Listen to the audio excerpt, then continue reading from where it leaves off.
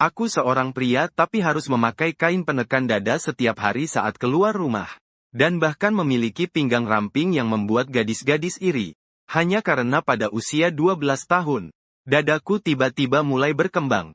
Awalnya aku kira itu hanya produksi hormon estrogen yang berlebihan. Tapi saat aku berusia 15 tahun, bahkan saat memakai baju saja sudah sangat jelas terlihat. Penemuan ini membuatku merasa seperti monster. Untuk menyembunyikan rahasia tubuhku, setiap selesai mandi aku membungkus dadaku dengan kain. Bahkan di musim panas yang panas, aku tetap memakai lengan panjang. Tujuannya agar orang lain tidak melihat lengan halus dan licinku, yang tidak seperti lengan pria. Tapi kertas tidak bisa terus menutup api. Lama-kelamaan, orang tuaku mulai menyadari ada yang aneh dariku. Saat itu aku berdiri di meja menata piring dan sumpit. Ayah melihat punggungku, dan tak bisa menahan kerut di dahinya. Lihat punggungmu, pinggulmu lebih lebar dari bahu. Dan rambutmu pendek sedang. Kelihatan seperti seorang wanita. Setelah berkata begitu, ayah memutuskan selama liburan musim panas ini, akan membina sifat maskulin anaknya dengan baik. Tapi ayah tidak tahu. Alasan aku memanjangkan rambut, sebenarnya adalah untuk menutupi wajahku yang sangat mirip ibu. Karena terkadang bahkan aku sendiri saat bercermin sulit membedakannya. Dan saat aku sedang termenung memikirkan itu, ayah yang sudah berdiri di sampingku menepuk dadanya dan berkata, "Kamu harus belajar berjalan seperti ayahmu." Setelah berkata dengan kepala tegak dan dada membusung, dia memanfaatkan saat aku tidak memperhatikan, dan menepuk dadaku lagi. Pada saat itu aku dan rekan kerjanya sama-sama terdiam. Ayah hanya merasa kedua tepukan tadi seperti mengenai kain, dan sedikit lembut juga terasa samar-samar. Aku sendiri menjadi merah wajahnya. Sentuhan yang asing itu membuatku merasa malu dan tidak nyaman. Tapi untunglah saat itu dari pintu terdengar ketukan. Orang yang datang adalah seorang pemuda tinggi dan tampan. Aku dan dia adalah sahabat baik yang tumbuh bersama sejak kecil.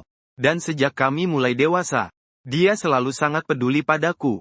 Ketika aku dibully teman sekelas karena dikira wanita palsu, itu semua berkat pukulan besi Fang Yuan yang mengajarkan mereka pelajaran. Setelah ngobrol sebentar dengan penuh perhatian, ibu berjalan ke depan Fang Yuan, dan dengan suara lembut berpesan, "Xiao Yuan, nanti kalau pergi ke ibu kota, tolong jaga anakku ya." Setelah mendengar hal itu, dia segera menarik tubuhnya tegak. "Tenang saja, Bibi Yun. Aku janji akan menjaga Yunmo dengan baik." Setelah mengucapkan itu, barulah dia mengalihkan pandangannya ke arahku. "Yunmo, malam ini temani aku berjualan di gerobak, ya. Aku bisa traktir kamu makan malam ringan, loh." Tak lama kemudian di gerobak barbek, Fang Yuan melambaikan tangan dengan tegas. Memesan cukup banyak masakan yang digoreng. Lebih dari itu, dia membawa 2 botol bir. Melihat itu, aku juga tidak sungkan. Makan sate sambil minum bir. Tanpa sadar aku tiba-tiba merasa agak pusing dan kepala terasa berat. Fang Yuan di hadapanku melihat sahabat kecilnya mabuk untuk pertama kali.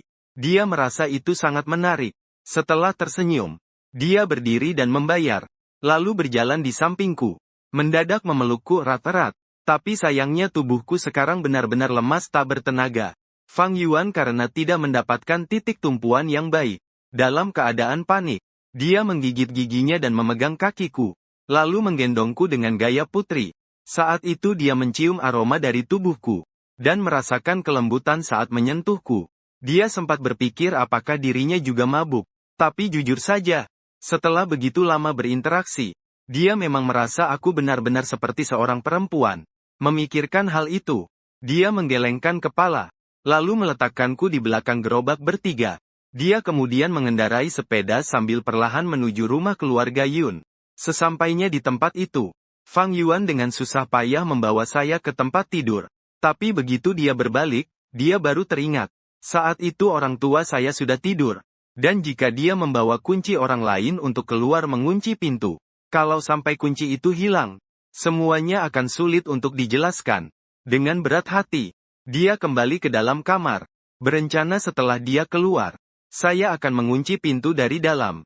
Namun saat ini, apapun panggilannya, yang membalas hanyalah suara saya yang tidak jelas.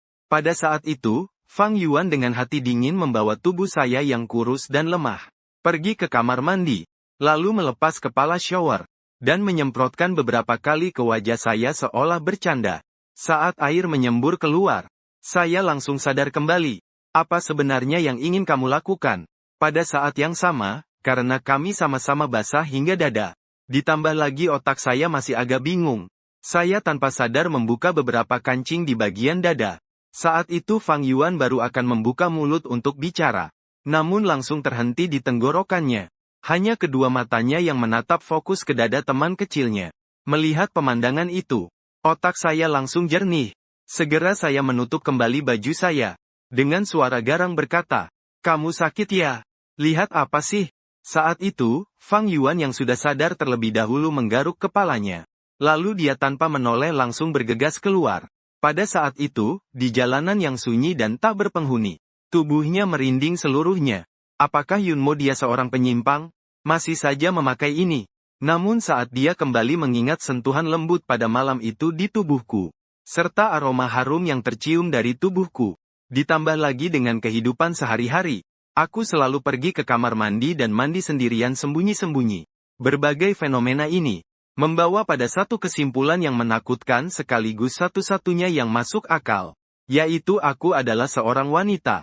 Setelah mengambil kesimpulan ini, Fang Yuan tiba-tiba menepuk pipinya sendiri. Bergumam, "Mungkin aku salah lihat. Barangkali itu hanya kemeja dalam kecil." Keesokan harinya saat aku bertemu Fang Yuan, kami berdua sepakat untuk tidak membicarakan kejadian malam sebelumnya. Hingga malam saat pulang sekolah, Fang Yuan menatap mataku yang besar dan indah. Tetap tak bisa menahan untuk bertanya kegelisahan di hatinya. "Sebenarnya kamu pakai apa di dalam?" Mendengar kata-kata itu, wajahku langsung tegang. Aku menunduk dan melirik sebentar lalu, seolah-olah tidak terjadi apa-apa. "Memakai kaos dalam. Kakak perempuanku. Kamu tahu kan? Sudah hampir robek menjadi potongan kain. Tidak tega untuk membuangnya." Kata-kata Fang Yuan jelas tidak percaya. Tapi melihat aku tidak berkata apa-apa, dia juga tidak bisa berbuat apa-apa. Tidak lama kemudian, perutku mulai terasa sakit lagi. Aku mengerutkan kening sambil memegang perut, memberi isyarat pada Fang Yuan, lalu pergi ke toilet sendiri. Sekarang kecurigaan Fang Yuan semakin dalam. Melihat punggungku, keningnya berkerut sangat dalam. Saat aku kembali, Fang Yuan sedang menawar dengan nenek tua penjual gelang di pinggir jalan. Melihatku mendekat, Fang Yuan bercanda berkata, "Yunmo, bagaimana kalau kita juga siaran langsung jualan?" Aku juga tidak mengerti. Apalagi hostnya pasti harus cantik kan? Sepertiku ini. Siapa yang mau lihat sih? Siapa bilang? Fang Yuan mengangkat alisnya. Sedikit bersemangat berkata, "Aku bilang sama kamu. Kamu memang punya bakat dasar yang sangat baik. Ditambah dengan riasan dan kecantikan. Orang pasti mengira kamu adalah seorang wanita cantik. Popularitas pasti meningkat dengan cepat." Nada suaraku tiba-tiba meninggi. Sedikit bergetar. "Jangan bercanda seperti itu denganku." Melihatku gemetar karena marah. Wajah kecil memerah. Aku hanya merasa telah salah ucap. Lalu dengan sedikit rasa bersalah berkata, "Maaf ya." Aku menundukkan kepala. Ketakutan sesaat itu membuatku semakin benci pada tubuhku sendiri. Sebenarnya aku juga tahu. Aku hanya ingin menggoda sedikit saja. Ternyata aku bicara padanya dengan nada seperti itu. Sungguh agak berlebihan. Memikirkan itu, aku mengangkat kepala dan memandangnya sambil berkata pelan, "Yang harus minta maaf adalah aku. Aku seharusnya tidak bicara seperti itu padamu." "Tidak apa-apa." Dia biasanya menepuk bahuku dan berkata, "Ayo pergi. Aku ingin mengajakmu minum air." Namun saat menyeberang jalan, perutku kembali sakit. Dan sakitnya lebih parah dari tadi. Pengendara motor yang berisik tengah malam itu jelas tidak mengira anak muda yang tiba-tiba muncul akan berhenti di tengah jalan. Saat itu aku hanya merasakan sakit hebat, lalu tubuhnya juga terpental terlontar oleh inersia yang kuat. Setelah itu pertolongan segera. Di luar ruangan, orang tua melihat dokter dengan jas putih keluar. Mereka segera mendekat. Dengan mata berair bertanya. Dokter memandang ke semua orang. Awalnya ingin bicara tapi terhenti. Akhirnya menghela napas dengan putus asa. "Satu orang dari kalian ikut saya ke kantor dulu." Tak lama di kantor, Dr. Lee menutup pintu dulu. Baru kemudian berbicara dengan ayahnya. "Bagian bawah anakmu sudah hancur akibat benturan. Untuk mencegah infeksi luka dan pembusukan lebih lanjut, kami sudah melakukan pembedahan pengangkatan. Yun Guoan meskipun badannya sedikit menggigil, tetap tegar menerima, karena dia sudah lama menduga hasil seperti ini. Namun saat itu Dr. Lee tiba-tiba mengubah arah pembicaraan. Tetapi kondisinya agak khusus. Sebenarnya alat reproduksi laki-lakinya tidak memiliki fungsi nyata. Hanya sebuah tumor yang tidak berguna saja. Melihat pria itu agak terkejut. Dr. Lee buru-buru melangkah maju menenangkannya. Sebenarnya anakmu semula seharusnya seorang perempuan. Dia memiliki sistem reproduksi wanita yang lengkap dalam tubuhnya. Dan tubuhnya sudah melakukan koreksi sendiri sejak masa pubertas. Perkembangannya juga cukup baik. Kamu sebagai ayah tidak pernah menyadarinya. Melihat ekspresi bingung lawan bicara. Jika dilihat dari kain pembalut di dalamnya, anak bodoh ini mungkin bahkan menyembunyikan keanehan tubuhnya. Tak berani memberitahu keluarga. Jadi rencana pengobatan selanjutnya adalah membantunya melakukan operasi koreksi jenis kelamin. Menghidupkan kembali kehidupan wanita yang terlambat selama 18 tahun. Saat itu, Yun Guoan yang sudah perlahan menerima fakta ini. Dengan suara pelan bertanya, berapa kira-kira biaya operasi ini? Dr. Lee yang mendengar kata-kata itu menunjukkan sedikit ekspresi canggung. Kami di rumah sakit ini tidak dapat melakukan operasi tersebut. Pasien dengan penyakit seperti ini, kebanyakan menjalani operasi saat masih bayi. Jadi, untuk kondisi kalian harus pergi ke ibu kota. Adapun biaya, perkiraan konservatifnya sekitar 300 hingga 400 ribu. Mendengar angka ini, Yun Guoan sangat terkejut. Saat ini, walaupun menguras habis seluruh harta keluarga, itu belum cukup sepertiga dari biaya. Sementara itu, di sebuah ruang rawat, aku tak berani menyentuh bagian bawah yang dibalut kasa dengan tangan. Namun dari posisinya, mungkin sudah benar-benar kehilangan simbol kewanitaan pria dulu.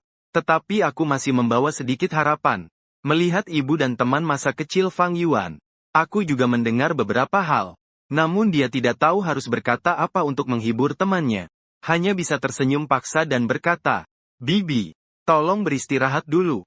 Aku akan mengambil sarapan." Saat pintu ruang rumah sakit tertutup, ketakutan dan kecemasan, kebingungan dan perasaan lain melanda hatiku. Air mata terus mengalir di sudut mataku. Ni berkata kepada ibuku, apakah aku menjadi orang yang tidak berguna? Ibu bahkan tak bisa mengucapkannya.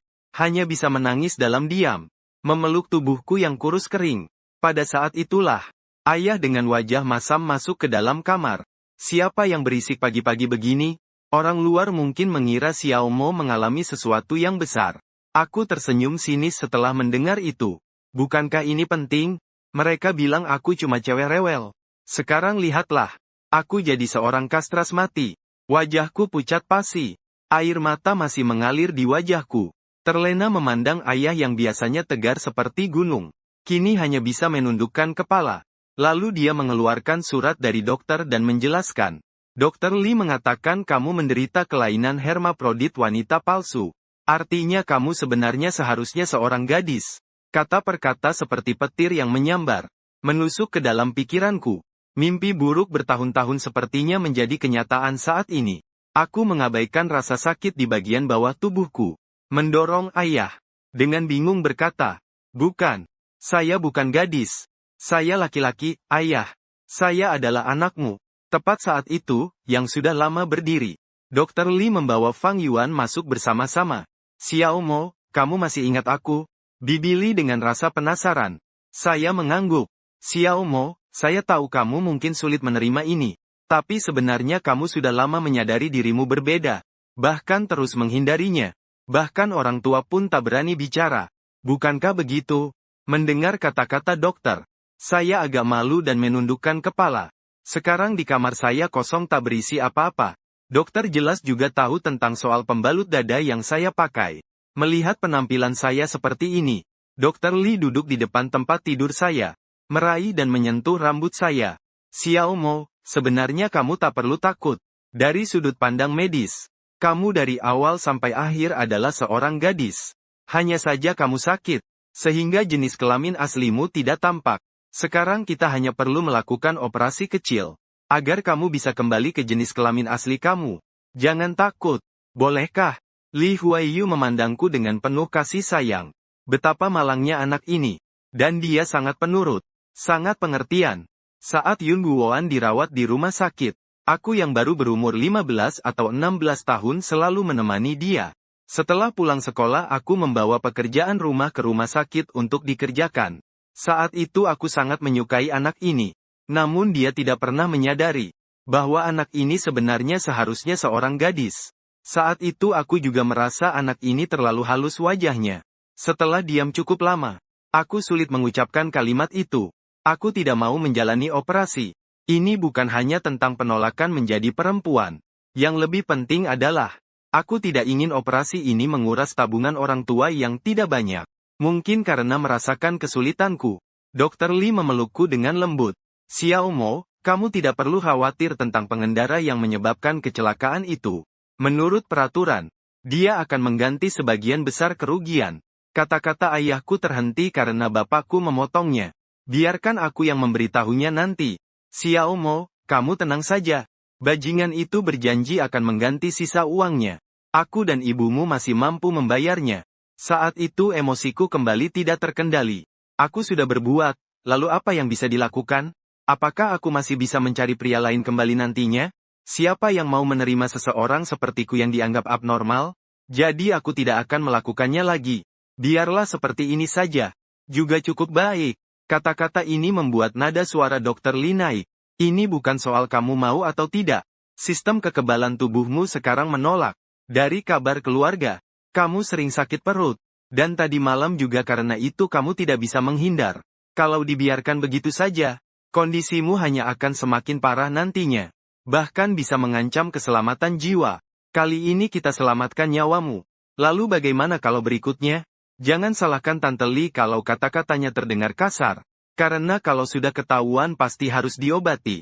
Aku terus menunduk. Pikiran berputar-putar tidak selesai. Akhirnya aku mengangkat kepala memandang wajah orang tua.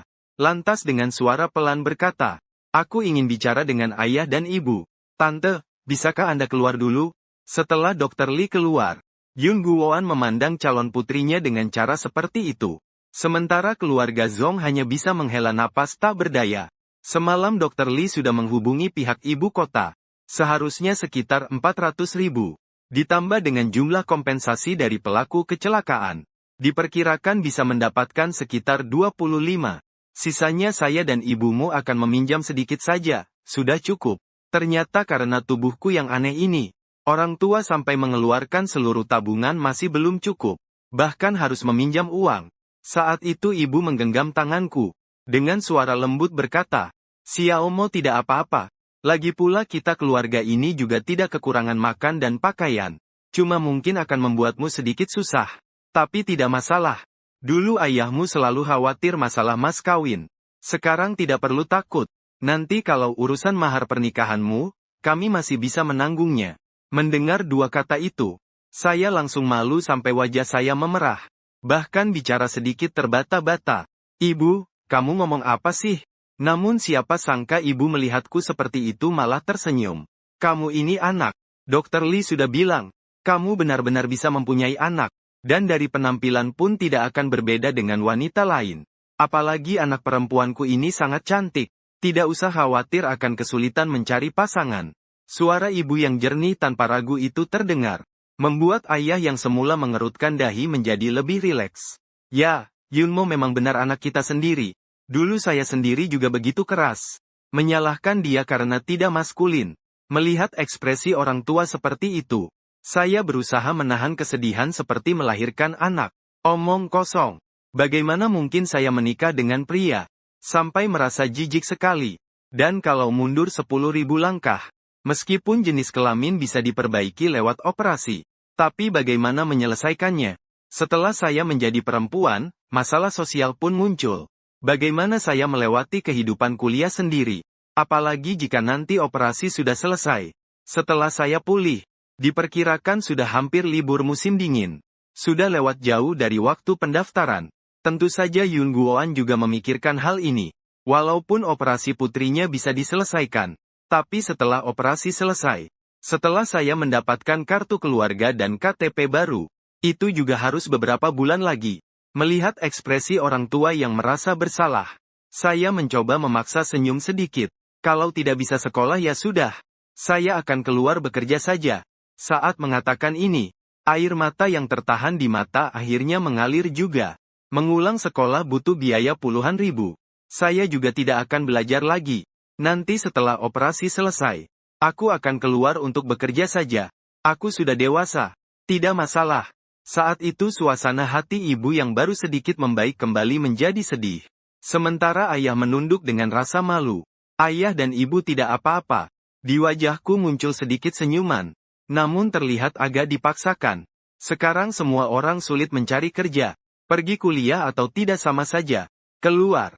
Tetap saja bekerja untuk orang lain. Dan nanti kalau aku sudah menghasilkan uang, bisa ikut ujian untuk mendapatkan ijazah universitas dewasa bukan masalah. Melihat keduanya masih diam, aku meraih tangan mereka. Kalian masih tidak percaya dengan kemampuanku sebagai anak kalian? Saat itu, di luar ruangan sakit, Fang Yuan menelpon seseorang. Ayah, bisakah tolong bantu aku? Yunmo sudah sadar. Hanya saja biaya operasi masih kekurangan sedikit. Kamu bisa mengatur sampai sini? Di seberang telepon tersenyum tipis. Kupikir ini masalah besar. Orang tua Yun itu sangat menjaga muka. Aku sudah telepon dia sejak lama. Awalnya dia nggak mau. Dengan sifat keras kepalanya itu, siapa lagi yang mau pinjamkan uang padanya? Ya cuma aku saja. Setelah menutup telepon, Fang Yuan diam-diam melihat ke kamar pasien. Lalu pergi dengan diam-diam. Keesokan harinya, aku naik mobil rumah sakit, mengikuti orang tua menuju ibu kota. Menurut kata Dr. Lee, semakin cepat operasi dilakukan semakin baik. Kalau terlambat bisa mengganggu kesehatan. Saat mobil meninggalkan kota selatan, pemandangan di depan berubah dari hijau menjadi abu-abu putih.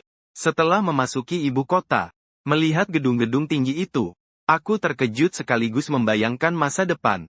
Dulu aku bermimpi belajar di sini selama 4 tahun. Namun sekarang semua mimpi itu hancur. Hanya menyisakan luka. Tapi aku tidak menyerah pada diriku sendiri. Sudah dewasa, aku harus belajar dari ayah. Menjadi pria yang kuat dan bertanggung jawab. Operasinya berjalan sangat sukses. Bahkan kasus khusus seperti ini, membuat rumah sakit mengadakan seminar khusus. Saat aku bangun lagi, aku melihat orang tua duduk di samping menunggu. Saat itu ibu segera mendekat, dengan penuh kasih mengelus pipiku, lalu menasihati, operasi dilakukan di bagian jakunmu. Sekarang belum boleh minum air. Aku mengangguk, merasa tubuhku lemas. Orang tua Yunmo, apakah ada di sini? Saat itu seorang perawat kecil masuk, tangan memegang buku catatan. Kepala rumah sakit kami memanggil kalian berdua untuk datang sebentar. Di sini cukup dengan perawat kami saja. Mengikuti orang tua yang pergi dengannya. Masuk lagi. Dua perawat mulai menanyakan dan memeriksa aku. Perawat-perawat itu tidak memperlihatkan tatapan aneh padaku. Sebaliknya, mereka benar-benar memperlakukan aku seperti adik perempuan biasa. Ini membuatku sedikit tersentuh. Yunmo, kamu sekarang adalah seorang perempuan. Mendengar salah satu perawat tinggi dan nakal berkata seperti itu, wajahku menunjukkan ekspresi aneh. Bisakah kalian keluar sebentar? Aku ada urusan. Kedua perawat saling berpandangan, lalu mengangguk. Kami akan menunggu di depan pintu. Jika ada sesuatu, tekan tombol panggilan darurat ini saja. Setelah pintu kamar ditutup, aku menarik selimut dengan tangan, mengeluarkan isakan pelan. Walau seberat apapun pergulatan dengan identitas dulu, sekarang aku benar-benar telah menjadi perempuan. Aku Yunmo mulai hari ini adalah seorang perempuan. Dan dokter yang menangani bersama dua perawat berdiri di pintu. Diam mendengarkan tangisan gadis itu. Juga hanya bisa menghela nafas dengan tak berdaya. Proses perubahan psikologis ini harus disalurkan dan disesuaikan oleh psikolog profesional. Dan kepala rumah sakit adalah Lee Yungguonan. Dengan rasa terima kasih menggenggam tangan kepala rumah sakit. Biaya operasi yang awalnya diperkirakan 400.000 yuan. Namun pelaksanaannya ternyata mencapai 450.000 yuan. Tapi karena bantuan Direktur Zhou, dalam bentuk seminar medis khusus, dengan nama rumah sakit biaya saya dikurangi menjadi 370.000 yuan. Ini membuat Yungguonan meminjam uang dari ayah Fang Yuan lebih sedikit. Beberapa hari berikutnya, karena kaki Yungguonan tidak nyaman, setelah melihat putrinya tidak terlalu parah, dia bersiap kembali ke kota selatan untuk berdagang, berharap segera melunasi utang. Sementara ibu tetap tinggal di sini merawat saya. Keesokan harinya, 3 perawat berkumpul di sebelahku. Mereka juga membawa sebuah buku catatan. Kami datang untuk mengajarkan beberapa hal yang perlu diperhatikan oleh perempuan. Kamu harus mendengarkan dengan baik, karena perbedaan antara laki-laki dan perempuan sangat besar. Aku melihat mereka dengan tenang tanpa ekspresi, kemudian mengangguk. Selama hampir 2 jam berikutnya, 3 perawat kecil itu hampir memaksa memberitahuku pengetahuan fisiologi wanita. Setelah mereka selesai bicara, wajahku sudah memerah tak tertahankan. Setelah selesai, ibu tak tahan lalu maju menyentuh wajahku. Mungkin aku sebagai ibu terlalu kurang peduli padamu. Ternyata si kecil Mo di rumah begitu cantik. Aku lalu menoleh ke arah lain. Sepertinya masih belum mau mengakui identitas diri. Siapa sangka selimut di dadaku tiba-tiba diambil ibu. Saat ini tubuhku yang rapuh sudah tak bisa menyembunyikan apa yang dulu kukubur dalam-dalam. Simo, mengapa kamu selalu tak mau bilang pada ibu? Masih membungkusnya dengan kain itu. Ini sangat memengaruhi perkembanganmu. Kamu tahu itu kan?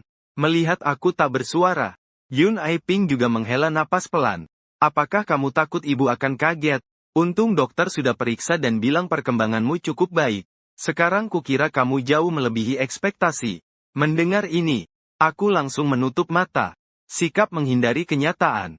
Melihat pemandangan ini, ibu tak tahan menyentuh kepalaku dengan tangan. Lalu berdiri berkata, nanti perawat kecil itu akan datang. Kamu harus dengar dia ya. Ibu mau ke perpustakaan di seberang dulu. Kamu ingin beli buku apa? Melihat ibu keluar pintu. Di luar pintu masuk 2 perawat yang sudah dikenal. Dan aku juga dengan patuh berbaring di ranjang rumah sakit. 2 perawat itu mulai mengajarkan kembali pengetahuan mereka. Membuat wajahku memerah penuh malu. Aku bilang pada Xiao Momo, apakah kamu sudah ingat? Kalian memanggil nama apa tadi? Aku merasa sangat malu sampai tak tahu harus berbuat apa. Ketika Yun Aiping kembali, ia melihat putrinya yang tampak putus asa, berbaring di ranjang seperti patung kayu. Matanya menatap lurus ke langit-langit. Tatapannya tidak fokus. Bibi Yun, Anda sudah kembali. Kalau begitu kami keluar dulu ya. Kalau ada apa-apa panggil kami akan membawa orang pergi. Wajah ibu memperlihatkan sedikit ketidaksenangan. Kamu ini anak. 2 putri itu sangat baik sebenarnya. Kenapa kamu tidak memperhatikan mereka? Aku menggigit gigi sambil menundukkan suara. Mereka bertanya aku suka cowok seperti apa. Dan bahkan menyarankan cara berpakaian. Aku bingung harus berkata apa. Yun Aiping lalu tersenyum berkata, itu hal yang akan kamu hadapi suatu saat nanti. Itu artinya mereka juga tidak menganggap kamu orang asing. Mendengarkan omelan ibu, aku segera membenamkan diriku dalam selimut, mengeluarkan suara yang teredam. 2 bulan kemudian, hari itu seharusnya adalah hari aku masuk sekolah. Tapi sekarang aku berjalan perlahan di taman rumah sakit, dibantu oleh ibu dan seorang perawat kecil. Luka di tubuh bagian bawah memang sudah sembuh. Meskipun Direktur Zhou menyarankan aku untuk istirahat lebih lama sebelum bangun. Namun aku bersikeras ingin berjalan-jalan. Sekarang rambutku sudah sepenuhnya menutupi belakang leherku. Meskipun memakai pakaian pasien, orang luar langsung bisa melihat bahwa aku adalah seorang gadis kecil. Sementara ibu setiap hari merapikan rambutku yang setengah panjang. Yang paling penting adalah aku bisa menunjukkan sepasang mata yang indah. Agar bisa terlihat di luar. Tidak perlu lagi menghindar. Xiao Momo, dengar dari direktur rumah sakit. Kamu sudah pulih dengan cukup baik. Mungkin pertengahan bulan ini akan terjadi sesuatu. Mendengar kata-kata perawat itu, aku langsung terdiam. Sambil tersenyum pahit. Kak Chai, kamu bercanda lagi ya? Tanteku bahkan sudah membeli itu untukmu lebih awal. Kalau tante sibuk nanti biar aku yang membantu kamu ya. Mendengar sampai sini, tubuhku menggigil. Dan melambai-lambai. Seperti sangat sensitif dengan 3 kata berdarah itu. Saat itu Kak Chai bertukar pandang dengan ibu. Lalu tertawa terbahak-bahak. Setelah 2 minggu perawatan ini, meskipun aku masih menolak beberapa hal, tapi aku perlahan mulai menerima identitasku sebagai seorang wanita. Namun di balik sifat yang tampak lembut itu, tersembunyi sedikit keras kepala saat aku dulu seorang pria. Ketika aku biasanya membersihkan tubuhku sendiri, baik ibu maupun perawat, aku tidak ingin mereka masuk. Seolah membiarkan mereka melihat tubuhku adalah suatu kehinaan. Untuk itu psikolog juga berkomunikasi baik denganku, agar aku tidak terlalu emosional. Juga menasihati Yun Aiping yang ingin memaksakan membantu putrinya. Selain sesekali infus, Aku masih terus minum obat. Entah karena hormon atau bukan, tubuhku memang kurus. Tapi mulai mengalami perkembangan kedua kalinya. Saat kami hendak kembali ke ruang perawatan, sebuah suara anak laki-laki terdengar. Melihat itu adalah Fang Yuan. Wajahku pun menunjukkan senyum tipis. Aku cukup menyukai anak laki-laki yang sudah membantuku sejak kecil itu. Aku memperlakukannya seperti kakakku sendiri. Melihat perubahan ekspresiku, dia tertawa cerah. Lalu menjelaskan, baru saja tiba di ibu kota. Mendengar kabar kamu ada di sini. Aku datang untuk melihat. Mari kita duduk di sana. Aku melihat kursi tak jauh dari sini. Karena suasana kamar terlalu suram, Fang Yuan membantuku berjalan pelan ke kursi. Setelah aku duduk dengan baik, dia juga duduk. Bagaimana pemulihanmu? Lumayan. Aku tersenyum tipis. Saat itu suaraku bebas tanpa menahan. Suara itu jernih seperti burung kutilang. Membuat Fang Yuan cukup terkejut. Apakah ini benar-benar Yunmo yang aku kenal sejak kecil? Kenapa rasanya seperti seorang wanita? Anak ini benar-benar cantik. Lebih cantik dari cewek-cewek yang aku suka. Hanya satu operasi saja. Membuatnya seperti orang yang berbeda. Atau mungkin dia selama ini menekan dirinya sendiri. Awalnya kuharap bisa tepuk bahuku seperti biasa. Tapi aku tahu aku sudah berbeda sekarang. Kalimat itu belum selesai. Apakah kamu menganggap aku menyebalkan? Aku terkejut melihat gerakannya. Lalu tersenyum sinis pada diriku. Kamu merasa aku menjijikkan ya? Dulu mereka mengejekku seperti perempuan lembut. Kamu malah marah pada mereka. Tidak kusangka aku ternyata seorang gadis. Tidak peduli siapa kamu. Kamu selalu menjadi saudara baikku. Fang Yuan tetap melanjutkan memotret. Gerakan yang sudah akrab ini membuatku agak lega. Setidaknya Fang Yuan masih sama terhadapku. Hanya saja aku agak takut pulang ke rumah itu. Kalau tidak, tetangga-tetangga akan berkata, anak dari Yun Guoan adalah seorang penyimpang, seorang waria, seorang transgender. Tenang saja, ayahku bahkan tidak tahu tentang dirimu. Fang Yuan tersenyum cerah. Dan mendengar dari Paman Sen, KTP-mu juga hampir selesai. Mungkin setelah kamu keluar rumah sakit, pulang dan ambil foto lagi. Sebelum Desember kamu sudah bisa memilikinya. Aku mengangguk. Tidak kusangka proses mengurus KTP akan memakan waktu lama. Mungkin juga karena alasan gender diriku. Aku ingin keluar bekerja. Tentu saja KTP itu sangat dibutuhkan. Jadi maksudnya aku harus menunggu sampai Desember untuk bisa keluar. Lalu selama waktu ini aku bisa apa? Melihat dari ekspresiku yang bingung, Fang Yuan menunduk memandang samping wajahku. Ada apa? Aku berpikir bagaimana aku akan menjelaskan saat pulang. Sebenarnya aku merasa tidak masalah. Fang Yuan tersenyum sedikit. Kalau bukan karena kamu tadi berdiri bersama Bibi Liu, aku hampir tidak mengenalimu. Aku menatapnya dengan dongkol. Namun kulihat dia tidak bermaksud mengejek. Fang Yuan melanjutkan berkata, kamu hanya perlu ganti baju baru. Menata rambut sedikit. Orang lain pasti tidak akan tahu siapa kamu. Katakan saja kamu adalah keponakan Lao Yun. Orang-orang di desa pasti percaya padamu. Aku meninju dadanya perlahan. Lalu memalingkan kepala dan berkata, aku tidak ingin membuat ayahku susah. Aku bicara sungguh-sungguh. Dulu kamu bahkan tidak terlihat jelas bentuk wajahmu. Dan kamu selalu memakai pakaian pria. Sekarang kamu benar-benar berbeda. Benar-benar sangat cantik. Apa kata cantik itu ada hubungannya denganku? Aku kembali menatapnya beberapa kali. Senyum di sudut bibirku. Bagaimana bisa secantik penyiar cewek yang kamu tonton? Kamu dengan wajah polos saja sudah mengalahkan mereka yang pakai filter 18 tingkat. Setelah mendengarnya aku segera mendengus dingin. Tidak ada yang perlu dibicarakan denganmu. Namun baru saja aku bangkit. Rasa sakit di bagian bawah tubuh tiba-tiba menyerang. Membuat kakiku menjadi lemas. Hampir saja aku jatuh. Merasa tangan besar di pinggangku menopang dengan mantap. Aku tidak bersuara. Sepertinya tidak ingin menunjukkan ini di depan teman masa kecil ini. Mengekspos sisi diriku yang pengecut. Aku gendong kamu pulang ya. Lantai berapa sana pergi? Kamu gak merasa jijik? Ini bukan pertama kalinya. Berapa kilogram kamu ya? Bukan pertama kalinya memang. Melihat aku menatapnya dengan curiga. Mata Fang Yuan berputar-putar. Aku bilang aku bukan pertama kali menggendong cewek. Akhirnya aku kalah oleh Fang Yuan. Utamanya karena memang jalan terasa susah. Fang Yuan langsung merangkulku. Berjalan menuju pintu utama ke arah Yun Aiping. Dua orang. Sepertinya tidak menyangka ibunya belum pergi. Aku tidak berani menatapnya. Ingin menyembunyikan kepala di dadanya Fang Yuan. Tapi merasa canggung. Ingin menarik tangan dari leher Fang Yuan. Menutup wajah tapi takut dia melepaskan pelukannya. Akhirnya hanya bisa menutup mata. Seolah menutup telinga. Seperti pencuri lonceng. Yun Aiping melihat putrinya yang imut. Tersenyum sampai tak bisa berhenti.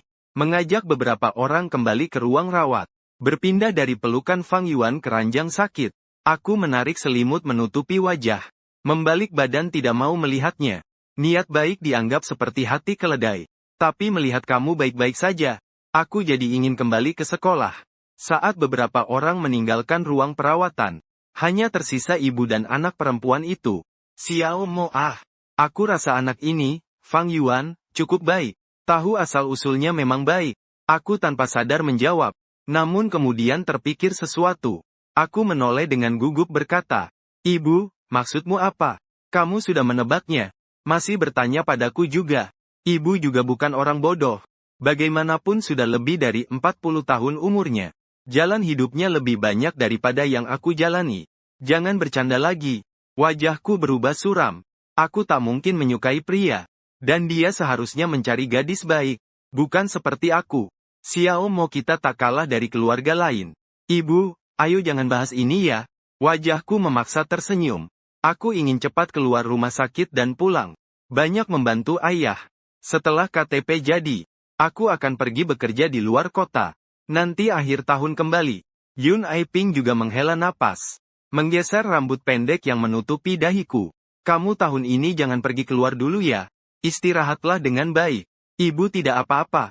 Aku melihat wajah ibu yang dipenuhi keriput karena usia. Saat kecil, ingatanku tentang ibu adalah sosok yang cantik dan lembut. Dia juga bekerja keras untuk keluarga ini. Sekarang kulitnya gelap. Sama sekali tidak terlihat bekas kecantikan dulu. Aku akan membantu kalian dengan baik. Aku pasti bisa. Dan saat pertama kali aku memasuki masyarakat sebagai wanita, kedua kakiku bergetar. Takut ada kenalan yang mengenaliku. Tapi nasib tak terduga. Baru saja masuk stasiun aku bertemu seorang tetangga desa. Tapi beruntungnya, dia tidak mengenaliku. Malahan seperti sengaja mempertemukanku dengan putranya. Terbang pikiranku. Sebuah mobil berhenti dengan mantap di depan. Saat jendela mobil dibuka, orangnya adalah sahabat baik yang tumbuh bersama sejak kecil. Aku selalu menunduk, tak berani menatap langsung sahabatku. Dan saat dia melihat aku seperti ini, hatinya tiba-tiba berdegup kencang. Hampir saja menabrak mobil yang berlawanan. Saat itu aku panik, tidak tahan. Keluar sebuah kata kasar. Dan ibu di sampingku melihat itu dengan mengerutkan kening berkata, gadis kecil tidak boleh berkata kasar. Mengerti? Kalau tidak, nanti siapa pria yang mau padamu? Setelah kata itu keluar, aku malu sampai wajah memerah. Menurunkan suara berkata, Ibu, di depan Fang Yuan, bisa jangan membahas topik ini? Tapi siapa sangka saat itu Fang Yuan malah batuk canggung 2 kali. Kalian bisa saja menganggap aku tidak ada.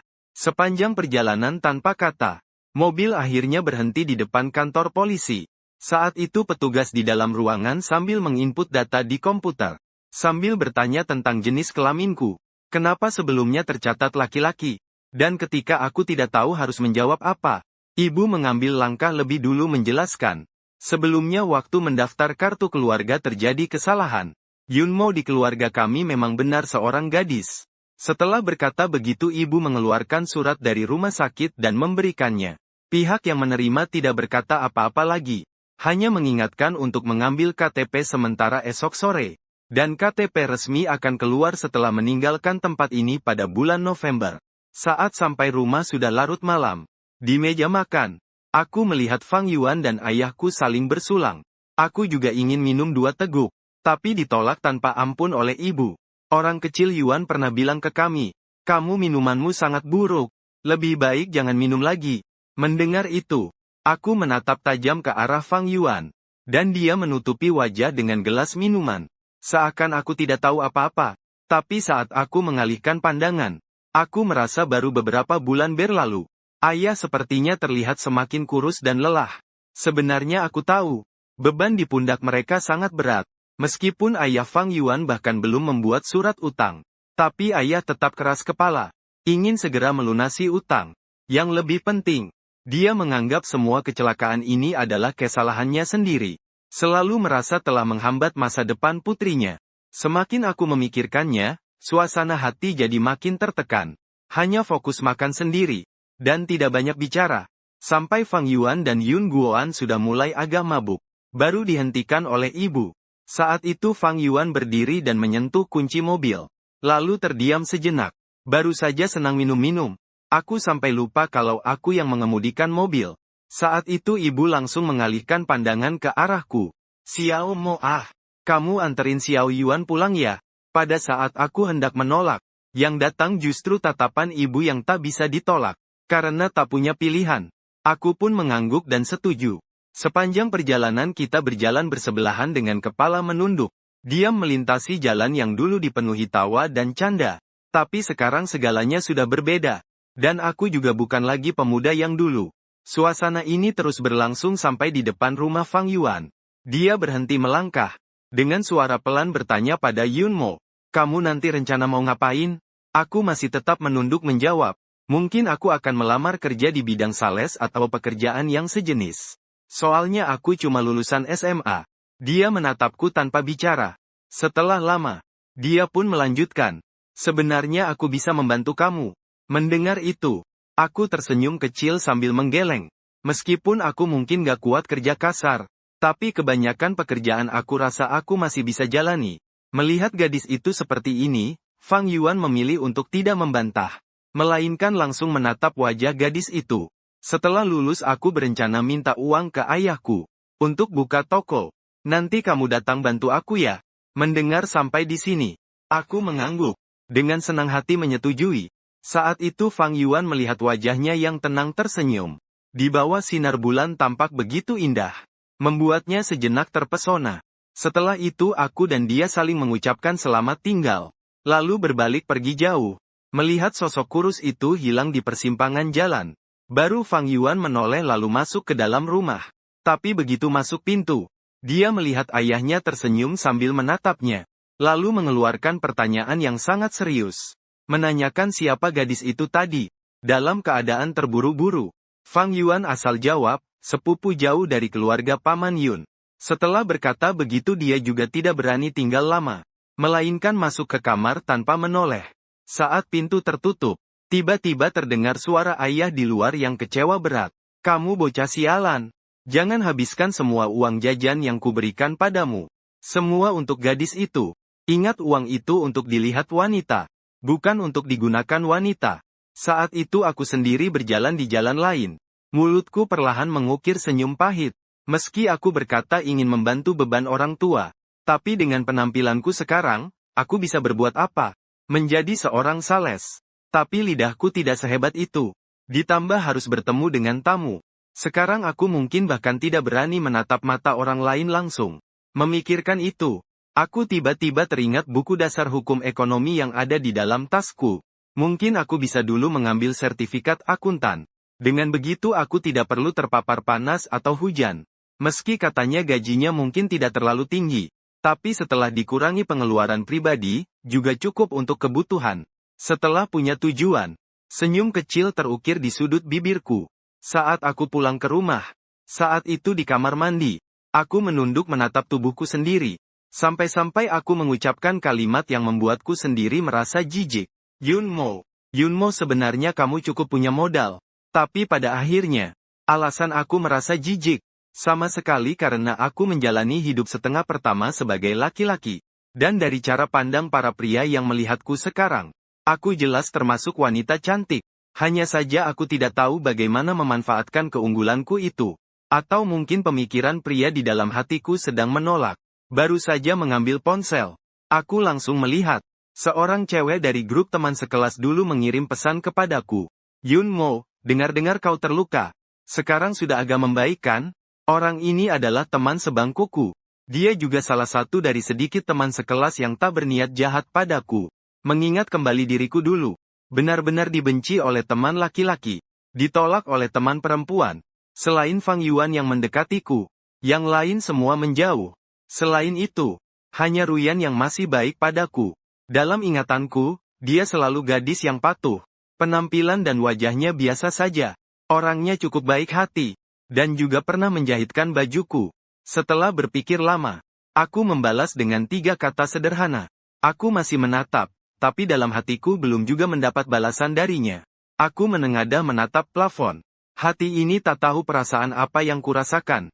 Perasaan samar dulu kini telah benar-benar hilang.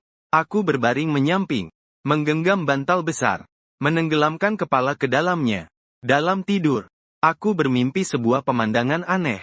Diriku mengganti ponsel, mengganti pakaian, mengendarai mobil kecil. Setelah menyalakan ponsel, menatap saldo kartu bank yang membuatku terkejut tak percaya.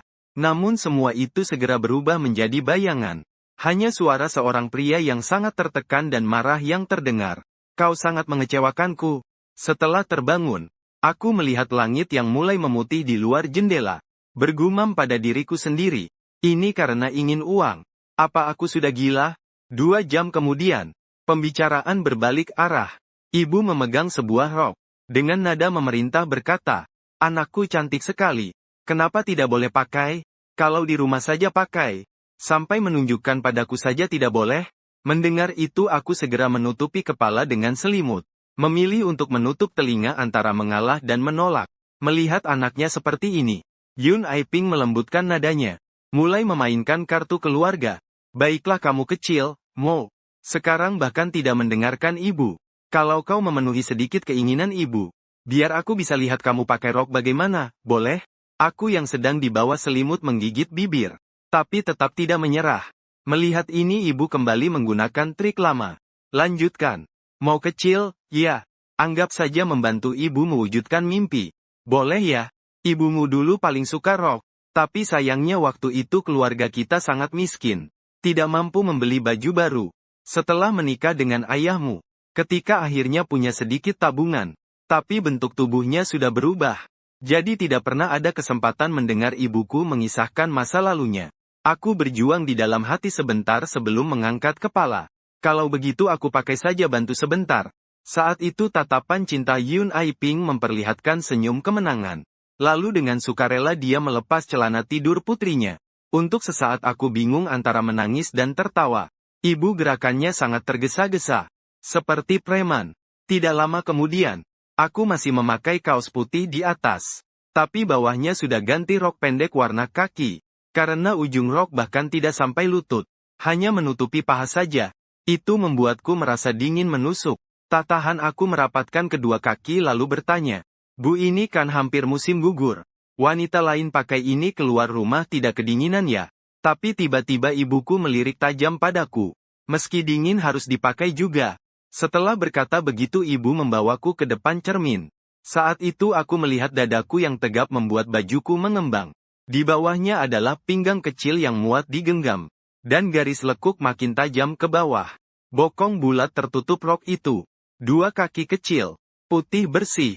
Mungkin karena lama tidak banyak bergerak, masih ada sedikit daging. Melihat karya sendiri, ibu akhirnya menunjukkan ekspresi puas. Dan aku terdiam setelah itu. Segera ingin melepas rok, tapi sayang kekuatanku terlalu kecil. Ditekan sepenuhnya oleh ibu. "Kawan Yun Aiping, ini adalah pembatasan kebebasan yang tidak sah.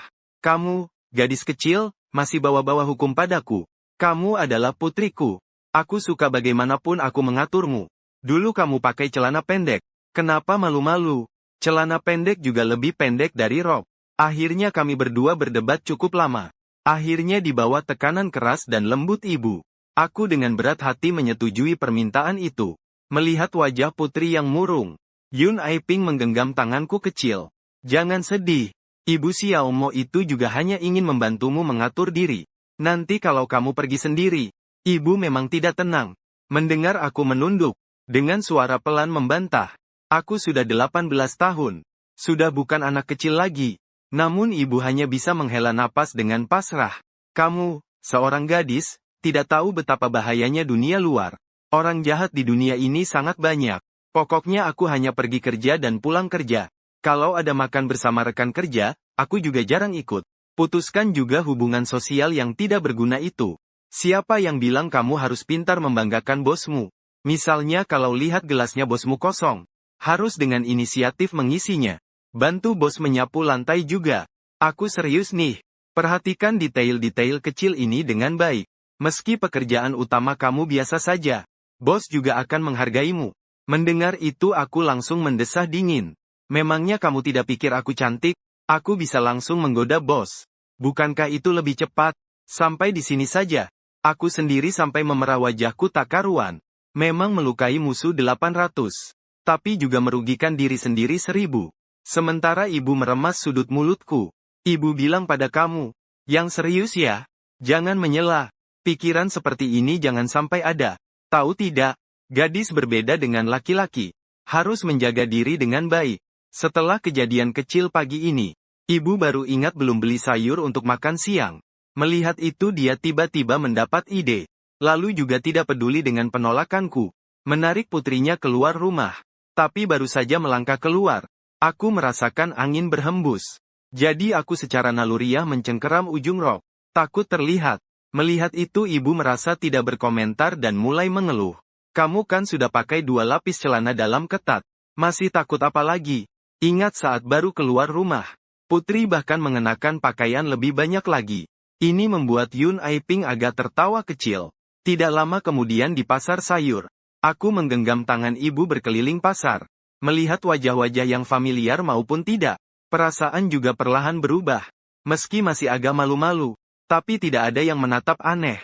Apakah aku benar-benar bisa sepenuhnya menjadi seorang perempuan? Aku tanpa sadar bertanya dalam hati. Ketika sampai rumah, aku mengedipkan mata besar melihat ibu. Mak, sebenarnya kamu sudah merencanakan dari tadi, kan? Benar tidak? Yun Aiping tidak membantah, melainkan duduk di seberang sambil merapikan daun sayuran. Selalu diam di rumah sendirian juga tidak baik untukmu. Secara aktif menerima hal-hal dari luar. Itu juga berpengaruh pada penyesuaian psikologismu. Mendengar sampai sini, aku kembali menundukkan kepala. Aku memang tidak mau memakai nanti. Kalau begitu jangan pakai. Ibuku tersenyum berkata, anak gadis kita secantik ini, tidak boleh membiarkan orang hanya melihat saja. Cukup dipakai untuk pacarmu nanti. Saat itu aku berdiri tanpa kata. Lalu kembali ke kamar. Sementara Yun Guoan tampak sedikit bingung dan sedih. Dia berjalan ke tepi sungai. Berpikir untuk melompat ke sana. Hidup sisa ini benar-benar seperti dikacaukan setan. Sampai-sampai masuk ke lubang yang sudah digali orang lain. Ketika anak dan istri masih di ibu kota, dia selain berjualan siang dan malam, pagi hari masih berusaha mencari pekerjaan. Tapi kebanyakan tempat tidak mau menerima orang cacat seperti dia. Tidak disangka temannya yang berjualan daging anjing di ujung desa tiba-tiba mengajaknya main kartu. Awalnya hanya ingin melampiaskan kegalauan. Tidak diduga malah menang sedikit uang. Dia sedang mencari cara mendapatkan uang cepat. Tidak menyangka dia ternyata berbakat di hal ini. Malam kemarin juga menang sekitar 1000 kecil. Kebetulan istri dan anak pulang. Dia senang lalu membeli sayuran yang enak. Memasak sendiri. Sekalian memanggil Fang Yuan untuk makan bersama. Berencana melunasi hutang kepada keluarganya lebih awal. Siapa sangka semua ini adalah jebakan dari mereka. Sampai pagi ini, mereka menampakkan taringnya. Dalam keadaan orang lain, taruhan semakin besar. Di putaran terakhir kalah lebih dari puluhan ribu. Mungkin dulu dirinya bisa mengeluarkan puluhan ribu itu. Tapi sekarang dia yang sudah berhutang. Puluhan ribu itu adalah jerami terakhir yang mematahkan punggung unta. Surat hutang sudah dibuat. Ditetapkan harus lunas dalam 6 bulan. Kalau tidak, bunga ini akan terus menumpuk. Kalau benar-benar tidak bisa membayar nanti, mereka akan datang menagih hutang. Bukan hanya harga dirinya yang hilang. Istri dan anak perempuan pun akan dipandang rendah. Kenapa aku sebodoh ini? Dia menatap air sungai di bawah. Bahunya Yun Guoan juga merosot. Dia yang memegang pagar jembatan terlihat lemas. Ponsel berdering. Ternyata dari anak perempuan. Ayah, pulang untuk makan ya? Oh iya ayah. Aku berencana ujian sertifikat akuntansi. Agar nanti cari kerja lebih mudah, bisa ya? Yang penting ayah suka. Yun Guoan memaksa dirinya untuk tetap semangat. Kemudian membenarkan punggungnya. Seperti biasa berjalan pulang ke rumah. Setelah sampai di rumah, melihat meja penuh, Chai Yun Guoan tampak sedikit linglung. Melihat ayah kurang bersemangat, aku dengan perhatian menuangkan sedikit arak putih untuknya. Sore ini kamu tidak perlu keluar rumah. Aku yang akan membuka lapak. Ganti tempat saja. Orang lain juga tidak mengenali. Aku tidak perlu. Kamu di rumah lebih baik banyak membaca buku. Bukankah kamu ingin ikut ujian akuntansi? Tidak apa-apa, belum waktunya. Itu urusan tahun depan. Aku tersenyum tipis. Kemudian membantu ibu membawa piring dan sumpit. Yun Guoan melihat wajah istri dan anak perempuan yang penuh senyum. Dia merasa semakin malu. Dia mengangkat gelas arak dan meneguk abis. Sore hari berikutnya, selain Fang Yuan yang datang dan membawa mobil pergi, ketua desa juga membawa kabar yang tidak buruk tapi juga tidak baik. Pemerintah kota selatan pada akhirnya ingin menyelesaikan masalah penggunaan jalan untuk berjualan. Sekarang waktu berjualan hanya diperbolehkan sampai malam. Namun sekaligus, sebuah pabrik roti yang baru buka di kota kecil selatan sedang merekrut pekerja. Teman ketua desa. Dia juga bekerja di dalam dengan posisi yang tidak terlalu besar tapi cukup penting. Dia tahu Yun Guoan mengalami kesulitan ekonomi, ditambah dengan musibah yang menimpa putrinya. Jadi dia merekomendasikannya untuk keluar. Yun Guoan awalnya karena tekanan hutang judi yang besar. Berita ini baginya seperti rahmat yang turun dari langit. Tidak berpikir lama langsung setuju. Meskipun kakinya tidak lancar, tapi tangannya tidak ada masalah besar. Juga tidak menghalangi dia untuk keluar malam berjualan untuk menambah penghasilan. Sementara Yun Aiping cuti selama waktu yang cukup lama. Setelah melihat kondisi putrinya tidak terlalu parah, dia juga kembali bekerja di unit asalnya. Saya menggunakan sedikit uang yang saya kumpulkan selama ini. Membeli buku akuntansi dasar fisik. Siang hari belajar di rumah. Malam hari keluar membantu ayah berjualan. Sejak itu, di jalanan malam hari berkurang sosok seorang anak laki-laki, tapi bertambah seorang gadis cantik. Dan Yun Guoan biasanya baru menunjukkan sedikit senyum saat waktu ini. Dengan sedikit merasa bangga memperkenalkan kepada orang lain. Ini adalah keponakannya sendiri. Serta menceritakan tentang anaknya yang sedang kuliah di ibu kota. Karena penampilan saya sekarang sudah berbeda. Ditambah pendiam. Sehingga orang tidak mengaitkan dengan diri saya sebelumnya. Kehadiran gadis itu menambah sedikit kesan ramai pada tempat jualan ayah dan anak perempuan itu. Namun saya jarang berbicara. Sebagian besar menemani ayah. Dan karena kejadian terakhir setelah itu, Yun Guoan bahkan tak berpisah langkah dengan putrinya. Takut terjadi kecelakaan lagi.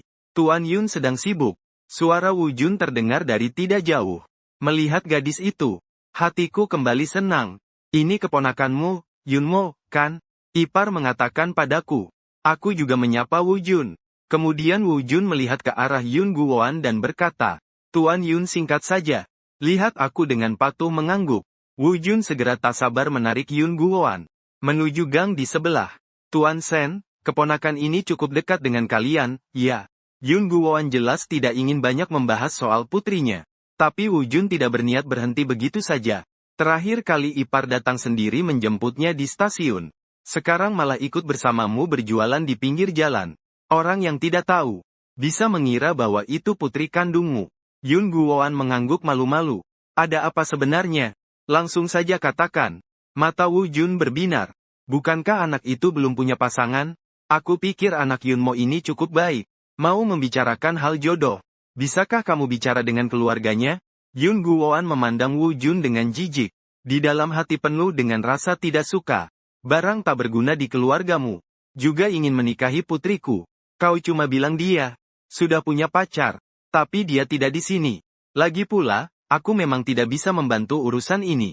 Wu Jun cukup sial. Namun mendengar Yun Guoan berkata, pacarnya adalah mahasiswa. Pacaran saat kuliah bukankah hal yang wajar? Selain itu, keponakanku secantik ini. Apa dia harus susah cari jodoh? Wu Jun mematikan rokoknya. Mengulum bibir. Kalau begitu lupakan saja. Sekarang mahasiswa pikirannya terlalu terbuka. Aku malah khawatir anakku nanti rugi. Yun Guoan ingin sekali menamparnya. Anakmu yang pemalas itu. Masih berani bilang rugi. Saat kedua orang itu baru saja kembali ke lapak. Mereka melihat seorang pemuda yang terlihat nakal sedang menggoda Yunmo. Aku sengaja bersikap seolah sama sekali tidak peduli. Namun pemuda itu tidak menyerah. Sepertinya dia makin tertarik pada gadis seperti ini. Melihat wajah Yun Guoan yang menghitam, Wu Jun langsung berteriak. Nak, kamu sedang apa? Pemuda itu langsung berdiri tegak, menggaruk-garuk kepala. Saya cuma bertanya harga saja. Istri bos itu tidak menghiraukan saya. Saya lihat ayah sudah datang. Jadi saya pindahkan kursi dan duduk di samping, memberikan tempat untuknya. Saya belum tahu apa yang kamu pikirkan. Di depan teman, anakmu sendiri menunjukkan ekspresi seperti itu. Wu Jun merasa kehilangan muka. Ini keponakan paman Yunmu. Kamu ngapain sih? Wu Yun terkejut, lalu dengan malu-malu menyapa gadis itu. Tapi aku hanya mendengus pelan. Melihat ayah dan Wu berjalan menjauh. Ayah melirikku sebentar, lalu tertawa. Tebak kenapa paman Wu memanggilku. Kalau nggak ditebak pasti bukan hal baik. Yun Guoan tertawa hingga sudut matanya berlinang air mata. Dia ingin aku membuatmu tidak punya pasangan. Itu Uyun tadi, lupakan saja deh. Waktu kecil dia sering menggangguku. Sekarang masih mau menikahiku. Jorok sekali dia. Tadi anak itu tidak coba-coba ngerayu kamu kan? Kalau berani, aku pegang pisau buah di meja ini. Kalau kelinci sudah terpojok, dia juga bisa menggigit. Seiring waktu berlalu hari demi hari. Musim gugur tiba. KTP baru saya akhirnya saya dapatkan juga. Melihat wajah tersenyum saya di KTP itu, saya meraih tangan saya dan menyentuhnya. Seolah memastikan apakah ini benar saya, Xiao Mo. Kalau tidak, jangan pergi keluar daerah. Mending cari kerjaan di sekitar rumah saja. Saat melihat ibu berkata begitu, saya menggelengkan kepala tidak setuju. Nanti kalau ada yang lihat KTP saya, kan tidak bisa jelaskan apa-apa. Saya tetap mau pergi agak jauh. Tidak apa-apa. Anak perempuan juga sudah besar.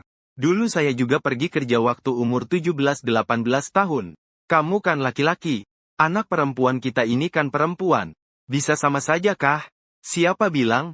Yun Guoan menepuk meja. Di mata saya, anak perempuan saya juga laki-laki. Itu darah Yun Guoan saya. Tidak mungkin sampai dibiarkan diperlakukan seenaknya. Saya takut ibu dan ayah saya bertengkar, lalu memotong pembicaraan mereka. Saya tetap akan pergi ke ibu kota lihat-lihat saja. Di sana peluang kerja lebih banyak. Kalau tidak berhasil, aku akan pergi ke kota yang lebih dekat dengan rumah saja. Nanti juga lebih mudah kembali. Sebenarnya Yun Guoan juga tidak tega dengan putrinya. Tapi karena suka menjaga muka, dia juga khawatir setelah identitas putrinya terbongkar. Dia tidak bisa tinggal di desa. Akhirnya dia menyesap minuman keras. Dengan bau alkohol, dia berkata kepadaku, Xiao Mo, kamu rencananya kapan berangkat? Sudah hampir bulan Desember. Aku rencananya lusa akan berangkat. Besok akan membereskan barang-barang di rumah. Bawa beberapa pakaian saja cukup. Yun Guoan dan Yun Aiping saling bertukar pandang. Yang terakhir masuk kamar dan mengambil sebuah dompet. Besok ibu akan menemanimu untuk menyimpan uang ke dalamnya. Isinya juga tidak banyak. Hanya 3.000 yuan. Kamu pegang saja dulu. Urusan membayar hutang tidak perlu kamu pikirkan. Kamu cukup menjaga diri sendiri saja. Biaya di ibu kota besar. Perkiraan untuk menginap juga mahal. Kamu pakai saja dulu. Kalau benar-benar tidak bisa, pulang saja. Cari pekerjaan di sekitar kota selatan juga bisa. Aku melihat kedua orang tuaku. Akhirnya aku mengangguk lebih tegas. Seiring cuaca yang semakin dingin, aku juga mulai memakai jaket yang lebih tebal. Justru menutupi tubuhku yang indah. Aku mengikat rambutku ke atas. Membawa tas punggung besar naik kereta cepat menuju ibu kota. Di stasiun tidak terlihat bayangan kedua orang itu. Sekarang pengelolaannya lebih ketat. Tanpa tiket, orang bahkan tidak bisa masuk ke peron. Seiring kereta mulai berjalan, saat aku menatap ladang di sisi rel, tiba-tiba melihat dua orang yang sudah ku kenal. Aku mengetuk jendela kereta sambil melambai ke mereka. Dan keduanya jelas melihatku juga. Mereka segera membalas dengan melambaikan tangan. Nyonya ini, tolong jangan ketuk jendela kereta dengan keras. Terima kasih atas kerjasamanya. Mendengar ucapan petugas kereta, aku malu lalu menjulurkan lidah. Duduk tegak. Aku tidak meletakkan paket di rak bagasi, melainkan memegangnya erat di pelukan. Seolah-olah isinya harta berharga. Ini adalah pertama kalinya aku meninggalkan kampung halaman sendirian. Dengan kewaspadaan, selalu merasa orang di sekitar bukanlah orang baik. Segala pesan orang tua sebelum berangkat terekam di dalam kepala. Ayah adalah orang yang sejak tahun 90-an sudah pergi merantau untuk bekerja. Kala itu maling dan perampok sangat merajalela. Konon di kereta penuh dengan copet bas. Setelah orang itu pergi, lantai penuh dengan pecahan pisau. Tak tahu berapa dompet yang menjadi korban. Meskipun sekarang keamanan sudah jauh lebih baik, tapi aku masih saja merasa khawatir. Cantik. Halo. Perlukah aku membantu kamu meletakkan tas ke atas sana? Pria yang duduk di sebelah berkata ramah padaku. Namun hal itu membuat bulu kuduku meremang.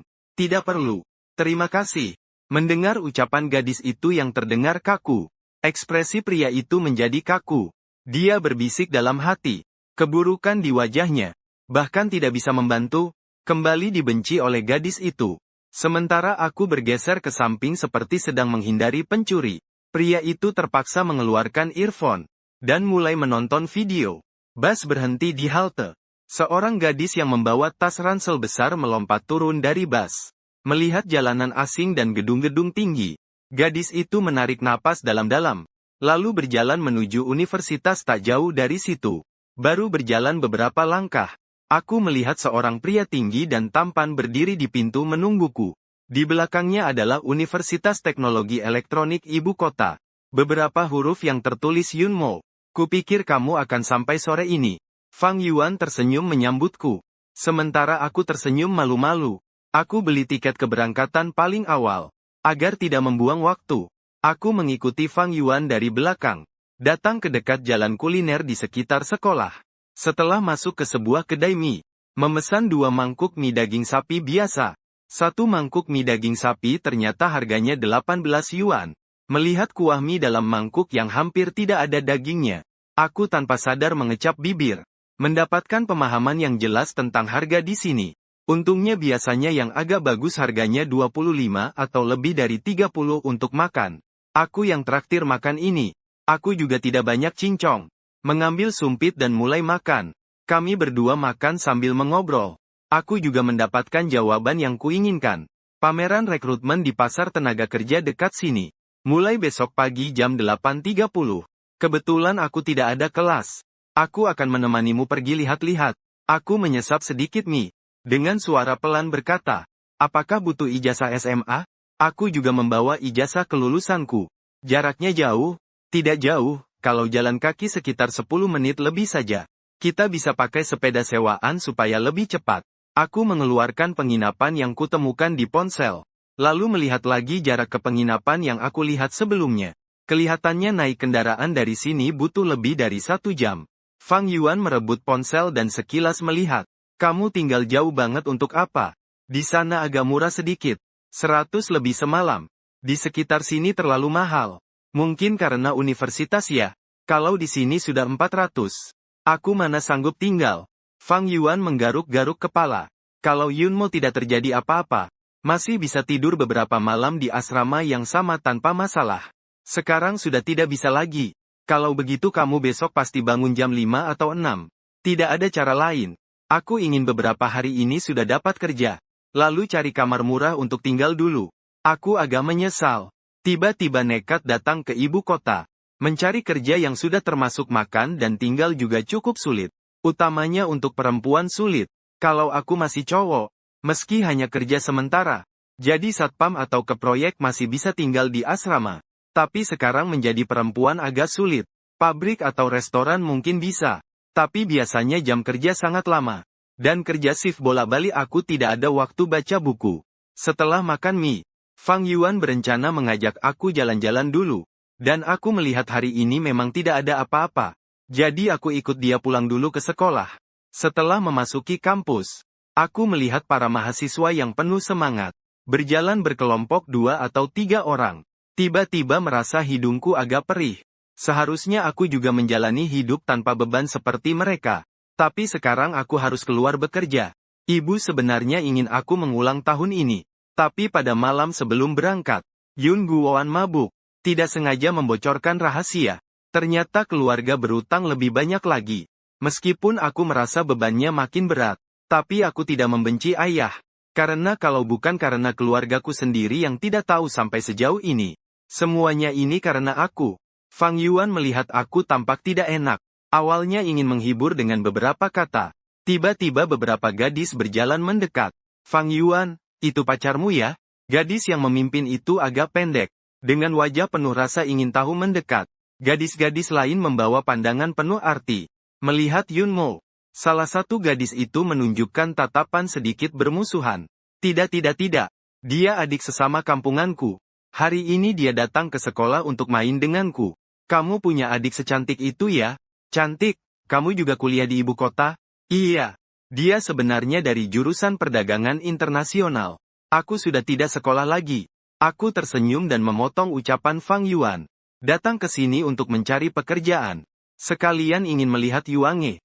Fang Yuan, barang yang Chen Lili berikan padamu terakhir kali. Apakah kamu sudah melihatnya?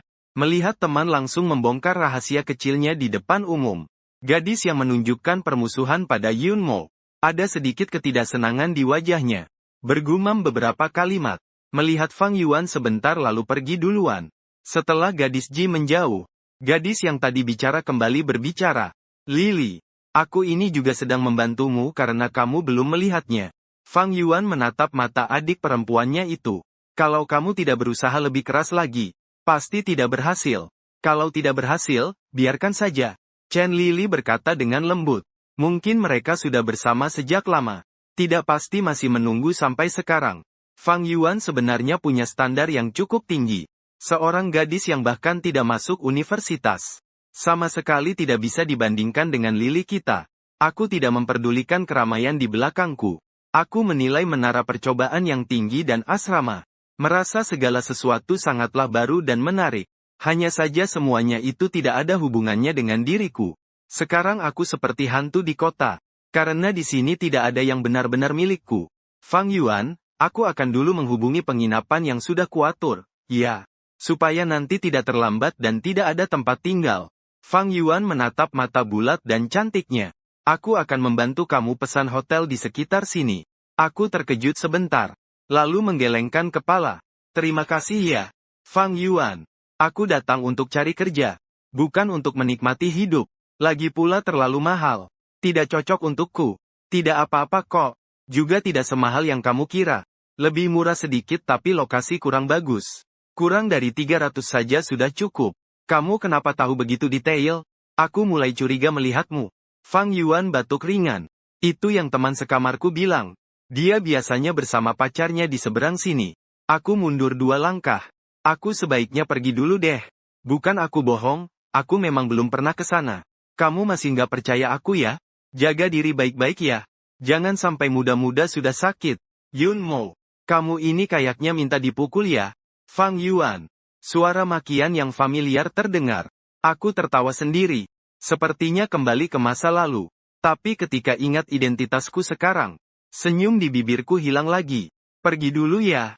Bukankah mau ngajak aku keliling? Ajak aku keliling lihat-lihat di sekolah saja. Sekaligus jadi pacarmu palsu. Mana ada. Aku mau balik dulu ambil KTP di asrama. Mulut kamu sudah terbuka lebar. Gak mungkin. Maksud jalan-jalanmu itu ngajak aku ke warnet ya? Hehe, jarang-jarang ada kesempatan main.